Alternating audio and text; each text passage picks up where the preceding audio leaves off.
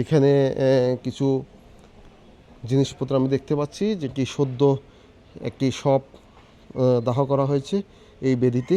এখানে রয়েছে অসংখ্য পোড়া আধপোড়া কাঠ, আর পাশেই যাদেরকে, যদিও এটি সনাতন ধর্মাবলম্বীদের একটি মহাশ্মশান, এখানে আমি কবরের মতো অসংখ্য সমাধি দেখতে পাচ্ছি। আমি এখানে দুইজন ভক্তকে দেখতে পাচ্ছি, আমি ওনাদের সাথে একটু কথা বলবো। জয় গুরু। দেখাও নামের মহিমা মাগো মা, দেখাও নামের মহিমা, করো পাপ ক্ষমা, এই পাপীরে হও সদয়। এখন রয়েছি ফরিদপুর পৌর শহরের একটি মহাশ্মশানে। আপনারা দেখতে পাচ্ছেন এটি শ্মশানের মূল তোরণ। এর পাশেই রয়েছে অসংখ্য কবর, যাদেরকে কবর দেওয়া হয়েছে, দাহ করা হয়নি। এগুলো দেখতে মুসলমানদের কবর মনে হলেও এটি আসলে সনাতন ধর্মাবলম্বীদের এখানে সমাহিত করা হয়েছে। আর এটি হচ্ছে শ্মশানের মূল যে বেদি, এখানে সব দাহ করা হয় এই স্থানটিতেই। এই যে এখানে কিছু জিনিসপত্র আমি দেখতে পাচ্ছি, যেটি সদ্য একটি শপ দাহ করা হয়েছে এই বেদিতে। এখানে রয়েছে অসংখ্য পোড়া আধপোড়া কাঠ, আর পাশেই যাদেরকে দাহ না করে সমাহিত করা হয় তাদেরই কবর রয়েছে। আমরা একটি বিষয় আপনাদেরকে দেখাই, সনাতন ধর্মাবলম্বীদের ভিতর সবাইকে যে দাহ করা হয় ব্যাপারটি এমন না, অনেককে সমাহিত করা হয়। তো আমরা একটু ভিতরের দিকে যাওয়ার চেষ্টা করব। এখানে একটি শিব মন্দির এবং মা কালীর মন্দির রয়েছে। এখানে একটি লেখা আমি পড়ে দেখাই, মনের মধ্যে বিষয় বাসনা, নাম যশ খ্যাতি, চিন্তা নিয়ে, শখের চিন্তা নিয়ে ঈশ্বরের সব সাধনাই বৃথা, লেখা পেয়েছি এখানে। এটি একটি বিশাল এলাকা। তো প্রিয় বন্ধুরা, আমরা ভিতরে যাব। ভিতরে গিয়ে ভিতরের মা কালীর মন্দিরটি দেখানোর চেষ্টা করব এবং সাধুর কণ্ঠে একটি গান শোনাবো আপনাদেরকে। যদিও এটি সনাতন ধর্মাবলম্বীদের একটি মহাশ্মশান, এখানে আমি কবরের মতো অসংখ্য সমাধি দেখতে পাচ্ছি। আমি এখানে দুইজন ভক্তকে দেখতে পাচ্ছি, আমি ওনাদের সাথে একটু কথা বলবো। জয় গুরু। জয় গুরু। আপনি আমাকে একটু বলবেন, এই যে আমরা এখানে দেখতে পাচ্ছি কবরের ন্যায় কিছু সমাধি। আমরা জানি সনাতন ধর্মাবলম্বীরা বিশেষ করে ওনাদেরকে দাহ করা হয়। এখন এই কবরের মতো এই সমাধিগুলো কেন, তাদেরকে কি কবর দেওয়া হয়, এ সম্বন্ধে একটু বলেন। আসলে কি গুরুবাদী ভাবধারা তথা গুরুবাদী যে বিষয়বস্তুগুলো রয়েছে সেখানে অন্তর্গত বিষয়গুলো এক অভিন্ন। সাধারণত ধর্মীয়ভাবে দুটি ভাব দেখা যায়, একটা বাহ্যিক, একটা আত্মিক। বাহ্যিকটার বিভিন্ন উপকরন্তর বিভিন্ন ধর্মীয় অনুসারে আছে, কিন্তু আত্মিক তথা আধ্যাত্মিকগতভাবে এটা ভিতরগত বিষয়টা এক অভিন্ন। আসলে দেহটা আমি না, আর আমিও দেহ না। দেহের মধ্যে যে বিষয়টা থাকে ওইটাই মূল, অন্যতম, প্রধান, চিরশাশ্বত। আসলে ওটা বের হয়ে গেলে প্রতিটা মানুষ যেমন লাশ হয়ে যায়। লাশ হওয়ার আগ মুহূর্তে সবাই মানুষ থাকে নাম অনুসারে, রহিম, করিম, মোহন, গোপাল ইত্যাদি। কিন্তু যখন ওই প্রাণ পাখিটা তথা মূল বিষয়টা বের হয়ে যায়, তখন তাকে সবাই আমরা মৃত বলি, জগৎ মৃত দেখে।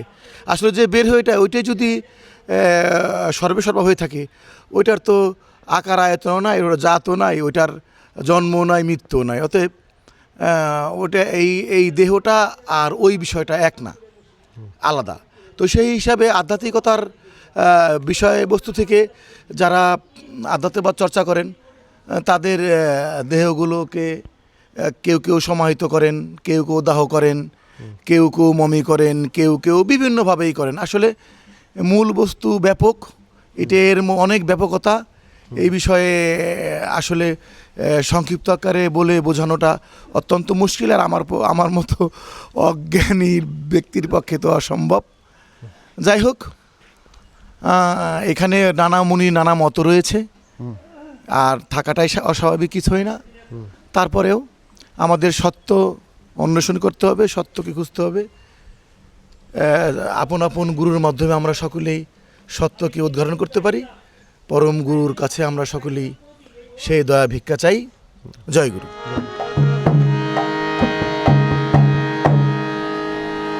সাধু যুগ চরণে ধুলি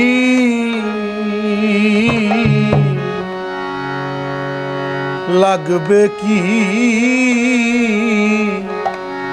আরে পাপীর গায়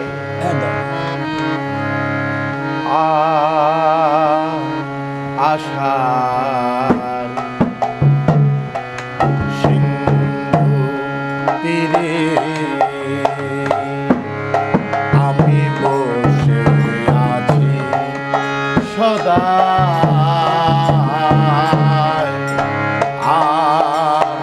আশা সিন্ধু তীরে।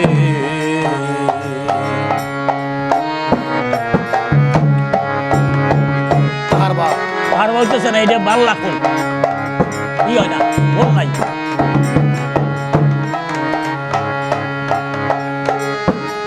সাধু যুগ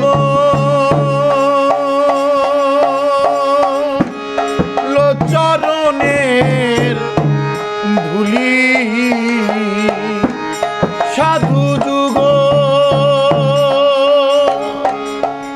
চরণের ধুলি লাগবে কি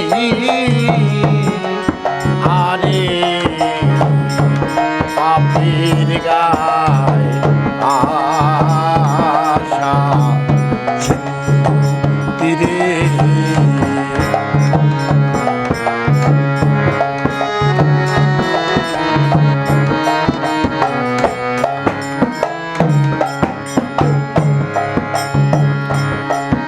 ভালোর ভাগী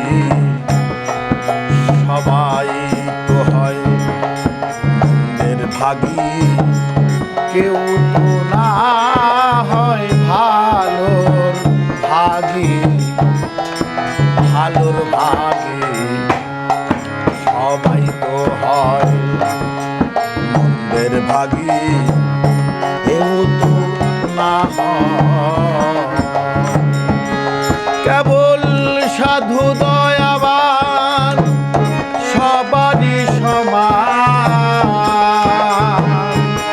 কেবল সাধু দয়াবান সবারই সমান।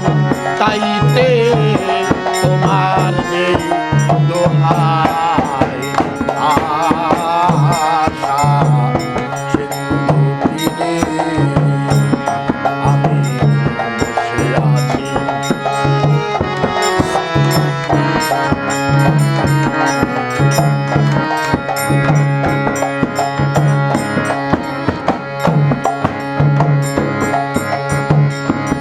সাধু জানে না লইবে তাদেরও দিতে পারে। সাধু জানে, সাধু জানে না লইবে তাদেরও দিতে পারে।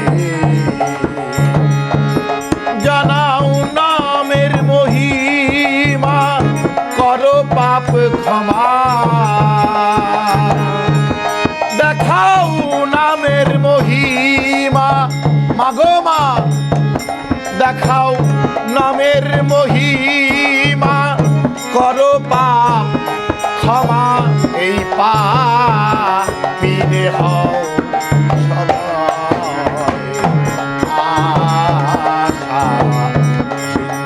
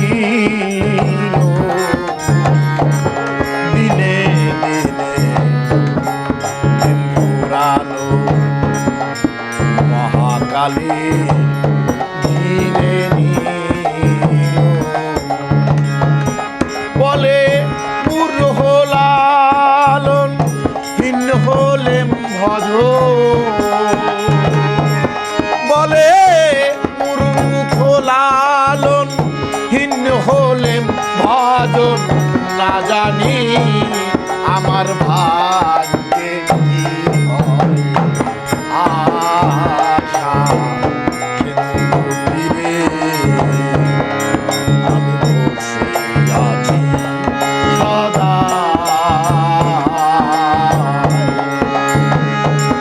সাধু যুগ